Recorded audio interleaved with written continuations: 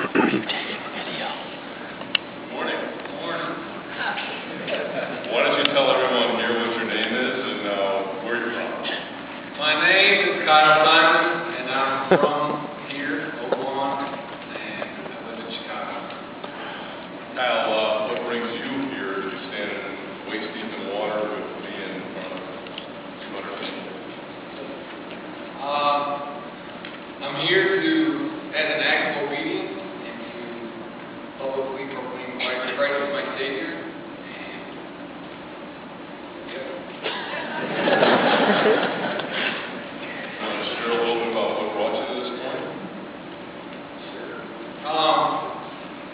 Well, growing up here, I grew up with a great family. I had two parents who loved the Lord and would have had nothing more than for me to live a life dedicated to Christ.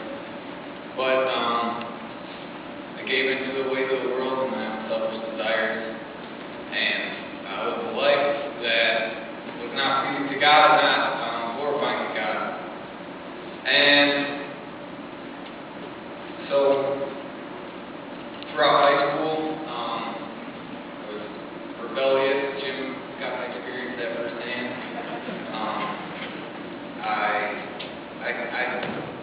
I just was living for myself, and I joined the Marine Corps after high school, and things got worse, and my life was not any better. Figure. And I was surrounded by people who were not raised like I was. I was surrounded by people who lived for themselves and had no worries. And then I got out of the Marine Corps in 2009, and I continued living the way I was living. And then around December 2009, January, February of 2010, God really began to reveal His presence in my life, whether I knew it or not, or whether I wanted it or not. And so through answered prayer of my parents were constantly praying for me, and they had all their friends praying for me, and just really would not give up on me. And God really moved in my life through their prayers, and He would not let me ignore it. He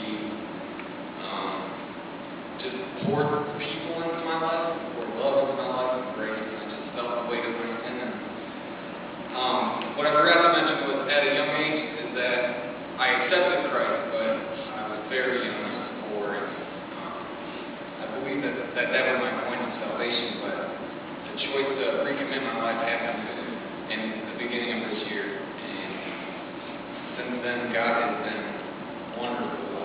He has blessed me with so many people who are encouraging and uplifting, and I have great friends who understand where I'm at and want me to see Christ and want me to glorify Him.